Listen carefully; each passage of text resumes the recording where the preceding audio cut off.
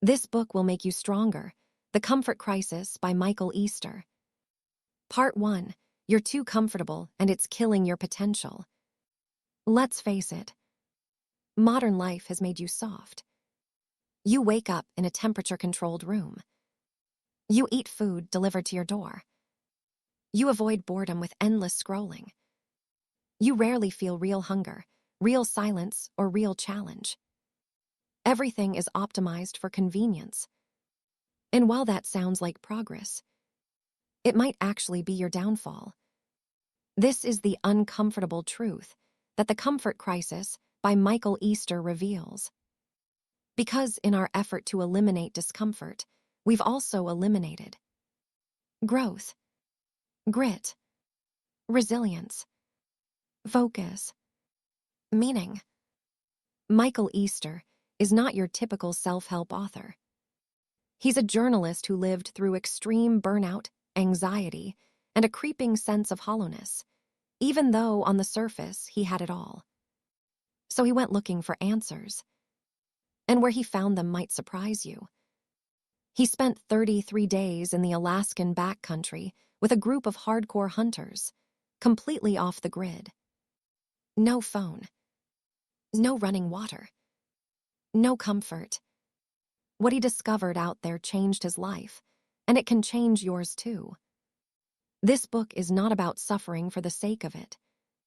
It's about rediscovering your capacity to adapt, to push yourself, to grow, to get strong, mentally, emotionally, physically.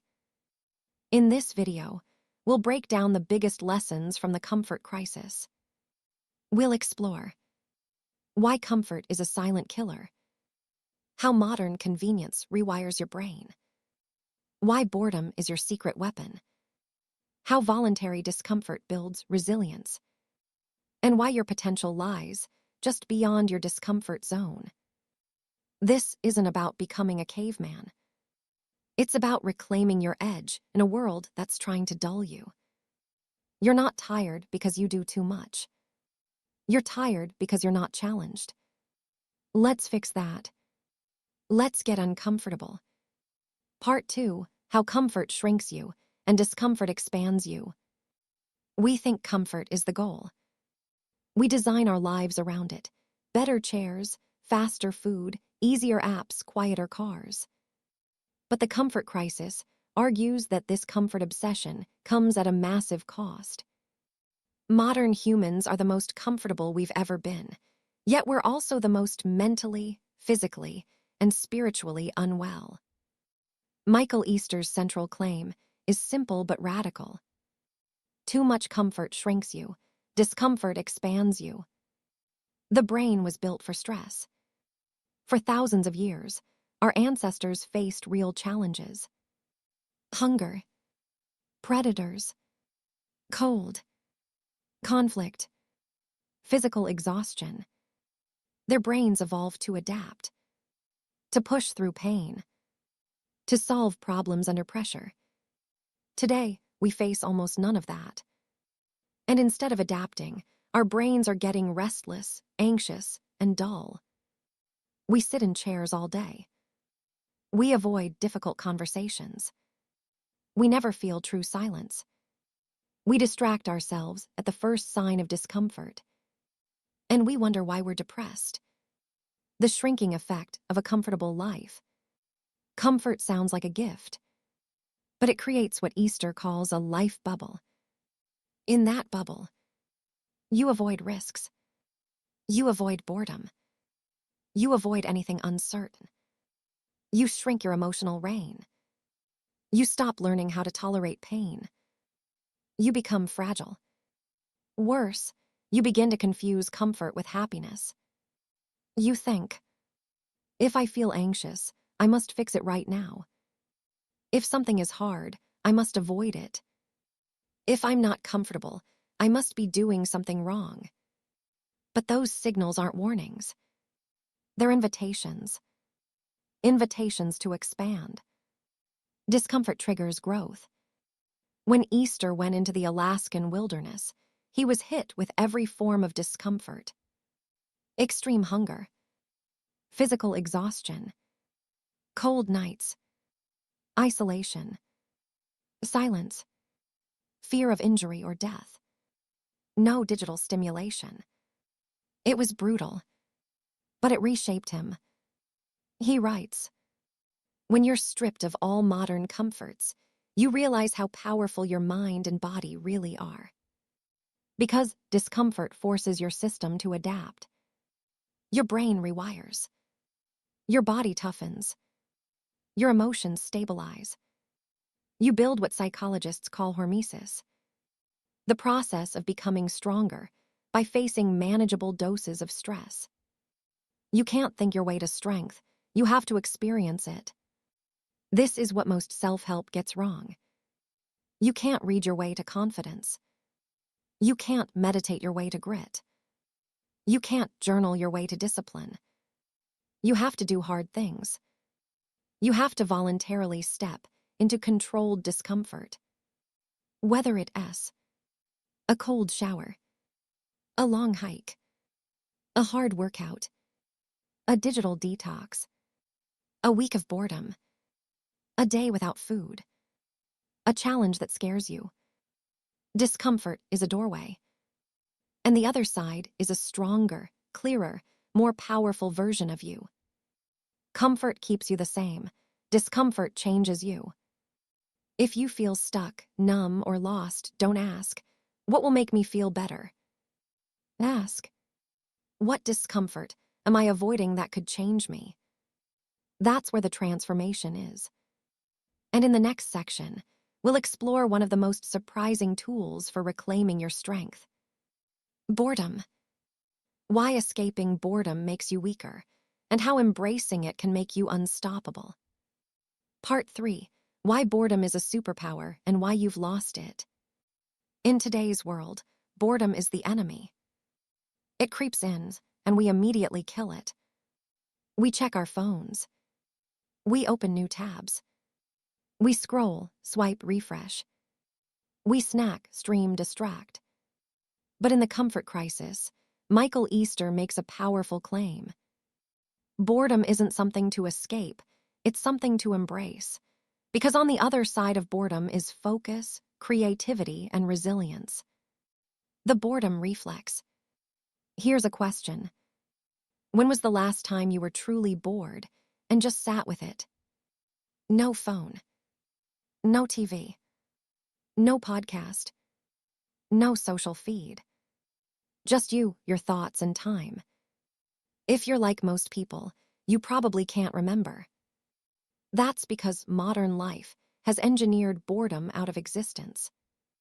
Any moment of silence is instantly filled with stimulation. And that's killing your ability to think clearly, stay focused, and regulate your emotions. The science behind boredom tolerance.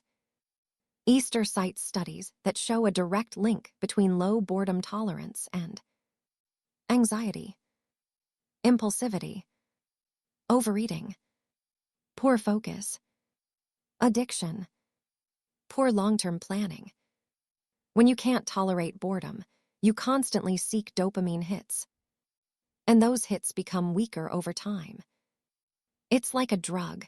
The more you use, the less it works. And soon, even doing nothing feels unbearable. Boredom is where growth begins. In the Alaskan wilderness, Easter experienced boredom at a level most people will never touch. No phone. No social media. No distractions. Just walking, thinking, sitting, watching the wind. And something unexpected happened.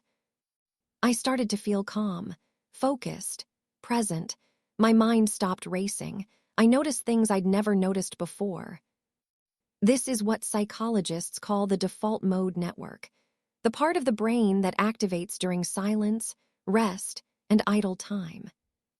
It's where self-reflection happens. Creative insights emerge. Long-term goals get formed. Emotions get processed. Values get clarified. But most people never access it because they never get bored. You can't build depth while running from silence. Think about it.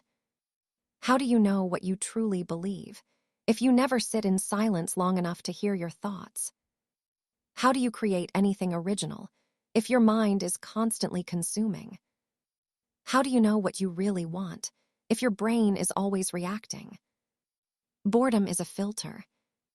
It clears out the noise and brings the truth to the surface. It's uncomfortable, and that's why it works. Training boredom like a muscle.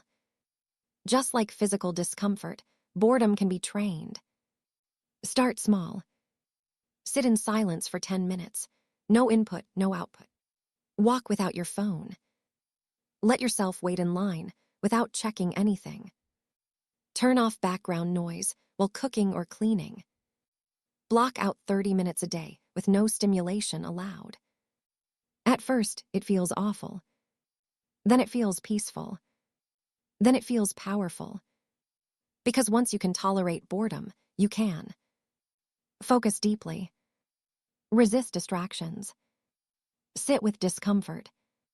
Make better decisions. Access real creativity. Boredom is not the enemy. It's the doorway to the mental strength you've lost. And in the next part, we'll look at the physical side of discomfort. Why pushing your body in uncomfortable ways may be the key to transforming your mind. Part 4. Move your body, change your brain, the physical path to mental strength. Michael Easter's time in the Alaskan backcountry wasn't just mentally uncomfortable. It was physically punishing. Every day, he hiked for miles through rough terrain, carrying heavy gear in freezing temperatures with minimal food. No gym, no equipment, no personal trainer. Just raw, natural, functional suffering. And what he learned was this: your body is the gateway to your brain. Modern movement not equal to real movement. Most of us think we're active because we go to the gym. We lift weights, do cardio, maybe take a yoga class. But outside of that hour, we're sedentary, sitting at desks, in cars, on couches. Compare that to how our ancestors moved. Walking 10-15 miles a day. Squatting, lifting, carrying. Climbing, running, hunting, building. Resting only when necessary. Their bodies were in constant adaptation. And their minds were sharp because of it. Easter calls this Misogi-level movement. More on Misogi soon. Discomfort builds resilience, physically and neurologically. Here, as what the science says. When you put your body under manageable stress, your nervous system becomes more adaptive. Your brain produces BDNF, brain-derived neurotrophic factor, which strengthens memory and learning. Your emotional reactivity decreases. You build stress resilience. You sleep better, think clearer, and regulate emotions more effectively. In other words, you don't just train your body, you train your will. The power of long, hard effort. Easter emphasizes the value of sustained effort, the kind that lasts hours, not minutes. A long hike. A 4-hour bike ride. A brutal ruck with weight. Extended time outdoors, unplugged. Why? Because long effort teaches you something short workouts can't. How to endure discomfort over time. Not just survive it, welcome it. In the wilderness, Easter's legs hurt. His back ached. His stomach was empty. He was cold, tired, and constantly uncomfortable. But he discovered something wild. I didn't die. I didn't fall apart. I adapted, and I found a calmness that modern comfort had stolen from me. Intentional physical suffering equals inner peace. That sounds backwards, but it works. When you choose physical discomfort, you stop being afraid of your limits. You learn how to sit with pain instead of avoiding it. You gain confidence, not from talk, but from proof. You become more emotionally steady in everyday life. You're less reactive, less entitled. more calm, more grounded. This is why endurance athletes often describe a sense of mental clarity after long efforts. The body quiets the mind. And in that space, strength is built. You don't need to be an athlete. You just need to move like a human. You don't need to be a Navy SEAL. You don't need a gym membership. You just need to move in ways that challenge you. Carry heavy things. Walk far. Push your limits. Spend time outdoors. Let your body earn fatigue. Because when your body works, your mind heals. In the next part, we'll dive into one of the most powerful rituals in the book. The Misogi Challenge, a once-a-year event designed to destroy your limits and reset your entire life. Part 5, the Misogi Challenge, one hard thing that changes everything. What if one single event each year could redefine how you see yourself? Not a vacation. Not a conference. Not a New Year's resolution. But a deliberately chosen, brutally difficult once-in-a-year test. Something so hard and uncertain that you might fail. That's the idea behind Misogi. And in The Comfort Crisis, Michael Easter says this: you don't grow from doing what you know you can do. You grow from doing what you're not sure you can survive. What is Misogi? The term Misogi comes from an ancient Japanese purification ritual. But in Easter's framework, it's been reimagined into a modern challenge with 2 simple rules. It should be really hard, so hard there's a 50% chance you'll fail. You can't die. That's it. Misogi is not about winning. It's about facing your limits and watching who you become in the process. Why Misogi works? In a world full of soft goals. Walk more, eat better, meditate 5 minutes. Misogi is the anti-comfort bomb. It pulls you out of routine. It strips away your excuses. It forces you to confront fear, fatigue, boredom, and doubt. And in that confrontation, it resets your confidence, identity, perspective on what's hard in daily life. Suddenly, a difficult email doesn't seem scary. That workout feels light. Your complaints shrink. Your comfort zone expands. You realize, if I can do that, what else have I been underestimating about myself? Examples of Misogi. The point is not performance. The point is transformation. Here are some real-life Misogi examples from the book and Easter's interviews. Carrying a rock underwater for a mile. Hiking 30 miles in snow with no phone. Rowing a boat across open sea. Running until your legs fail. Spending 24 hours in silence without distraction. Doing 10,000 kettlebell swings. Fasting for 3 days. Reading an entire book aloud alone in a cabin. Sleeping outside for a week in winter. Walking barefoot across 100 km of trail. It sounds extreme. Because it's supposed to be. If it's comfortable, it's not Misogi. What happens when you do hard things voluntarily? Most people spend their lives avoiding discomfort. They shrink from pain. They design everything to be easy. Misogi flips that. You choose pain. You enter fear. You seek silence. You do it on purpose. And because of that, something incredible happens. You realize you are capable of more than you thought. You remember what it means to earn pride. You reconnect with your instincts, not just your intellect. It's not about going wild. It's about going deep. It's not about showing off. It's about meeting yourself in discomfort. Misogi once a year equals clarity. Michael Easter recommends doing one serious Misogi annually. Why only once? Because it's supposed to be rare, sacred, memorable. You train for it. You respect it. And once you complete it, or even attempt it, you feel its echo for months. You don't need another motivational quote.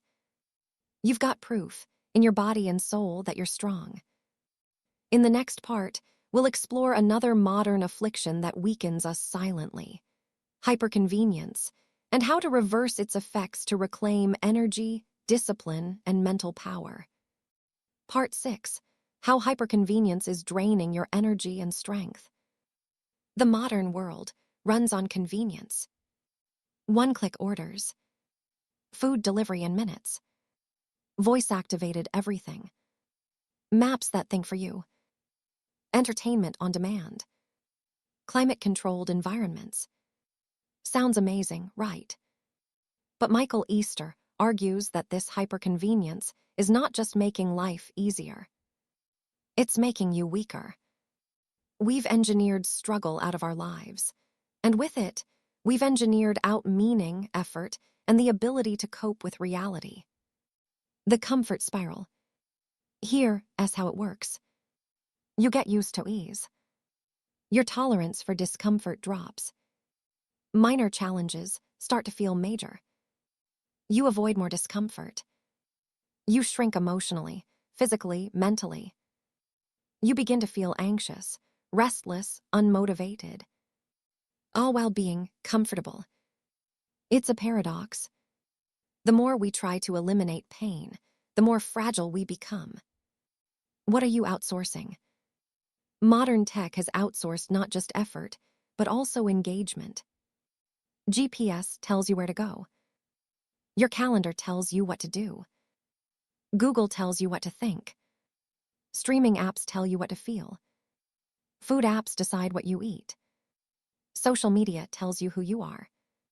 The result: you live reactively. You stop choosing. You stop struggling, and you stop growing. Easter's point isn't to abandon all modern tools. It's to intentionally add friction back into your life, because that friction is where strength lives. Reclaiming effort. Here is what this looks like in practice. Walk instead of Uber. Cook instead of order. Read instead of scroll. Think through a problem instead of Googling. Use maps after trying to navigate. Carry your groceries without a cart. Take the stairs. Solve something the hard way, on purpose. Each of these is a small Misogi. Each one reminds your brain and body: I'm still capable. Comfort isn't bad, it's just addictive. The problem isn't that comfort exists. It's that we've lost contrast. We live in a constant baseline of ease. And without tension, your nervous system goes dull. Your motivation flatlines. Your joy fades. Because everything starts to feel the same. Easter discovered that when he returned from the wild, the simple things, a hot shower, real food, a bed, felt incredible. Why? Because he had earned them. When comfort follows discomfort, it becomes pleasure. When comfort follows comfort, it becomes numbness. Use comfort as a reward, not a default. Reframe comfort as something to be earned, not expected. A warm bed after a cold hike. A feast after a fast. Entertainment after deep work. Rest after real effort. This reintroduces balance. It restores a natural rhythm to your days. Push right arrow, rest right arrow, push again. And that rhythm brings back aliveness. In the next part, we'll talk about a powerful hidden benefit of all this discomfort: mental stillness, and how silence and solitude are the missing keys to clarity and focus. Part 7.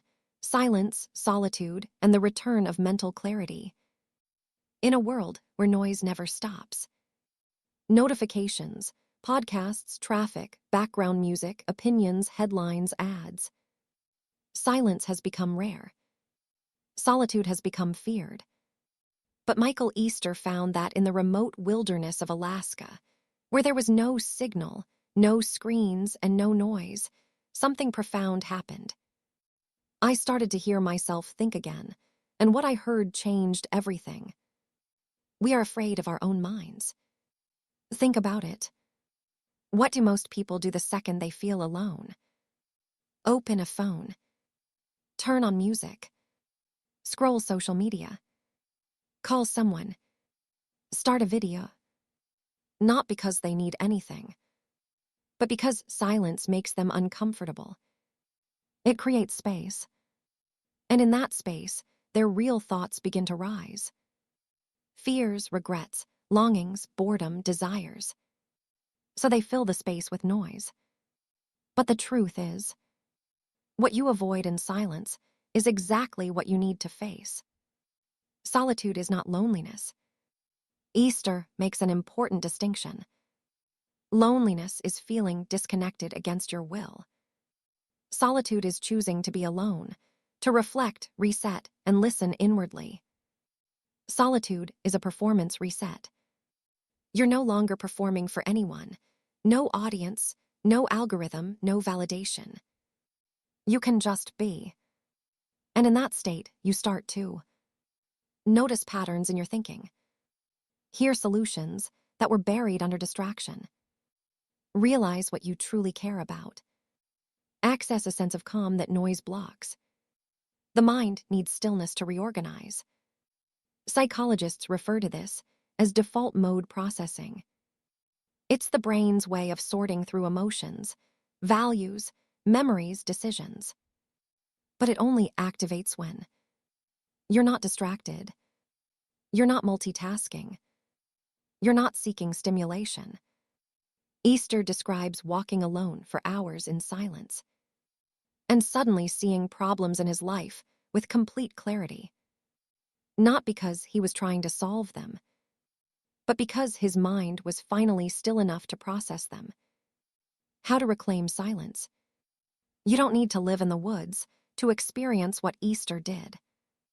You just need to intentionally reintroduce stillness. Start small. No headphones during walks. Sit outside without your phone. Take 20 minutes a day in total silence. Do a weekend with no media input. Journal in a quiet space. Spend time in nature, away from people and tech. Create white space in your calendar, unscheduled, unfilled time. These moments don't feel productive. That's the point. They are reorganizing time, where your mind recalibrates itself. From noise to knowing. Without silence, you can't think deeply. Without solitude, you can't feel honestly. Without stillness, you can't know what matters. You're just reacting, scrolling, running from thought to thought, until one day you forget what you even wanted in the first place. But in silence, you remember. You remember who you are beneath the noise. In the next part, we'll gather everything we've learned and share 10 powerful, discomfort-driven lessons that can reshape your mind, body, and life. Part 8, 10 discomfort-driven lessons that will make you mentally unbreakable. We've walked through the cold wilderness. We've faced boredom, silence, hunger, solitude, and sweat. We've examined comfort, fear, ego, fragility, and freedom. Now let's distill the comfort crisis into 10 sharp, unforgettable truths. Lessons that will stay with you long after this video ends. 1. Comfort is killing your edge. The more your life is optimized for ease, the less prepared you are for challenge. You don't need more comfort. You need controlled discomfort that sharpens your instincts. 2. You are stronger than you think, if you give yourself the chance to prove it. Strength isn't found in theory. It's found in action, especially when that action feels terrifying. 3. You can't escape anxiety by avoiding discomfort. Comfort numbs pain, but it also numbs purpose. If you want to feel alive, you have to feel everything, not just the easy parts. 4. Boredom is where your best ideas are hiding. Silence is uncomfortable at first. Then it becomes powerful. Clarity, creativity, and deep thinking begin in the space between distractions. 5. Voluntary suffering builds involuntary resilience. When you choose difficulty, like fasting, hiking, solitude, or a misogi, you become the kind of person who can handle anything. 6. Growth happens on the edge of your abilities, not in the middle. If you always know you can succeed, you're not trying hard enough. Real growth comes from stepping into uncertainty and staying there. 7. Technology is making your life easier and your mind weaker. Tools are helpful, but outsourcing effort, thinking, or problem-solving erodes your independence. Reclaim friction, reclaim thought. 8. Your body is the gateway to your mind. When your body is challenged, your mind becomes disciplined. Movement, effort, and endurance aren't just physical, they're mental training. 9. The best self-knowledge comes from silence. If you can't sit with yourself in solitude, you don't know yourself yet. Make space, turn off the noise, listen inward. 10. You don't need to change your life, you need to challenge it. You don't have to move to Alaska or quit your job. You just have to do something hard on purpose. Something that scares you, something that might break you. And on the other side, you'll find someone stronger than you ever imagined. Final words. The real crisis is not that you're uncomfortable. It's that you're too comfortable, and it's weakening your body, numbing your mind, and robbing you of meaning. The comfort crisis is a call to arms. Not to suffer recklessly, but to suffer wisely. To seek out challenge before life forces it on you. To run toward resistance before you forget how. And most importantly, to remember that every meaningful transformation in your life, your strength, your confidence, your purpose, is waiting on the other side of discomfort. So ask yourself, what hard thing will I choose next? Then go do it.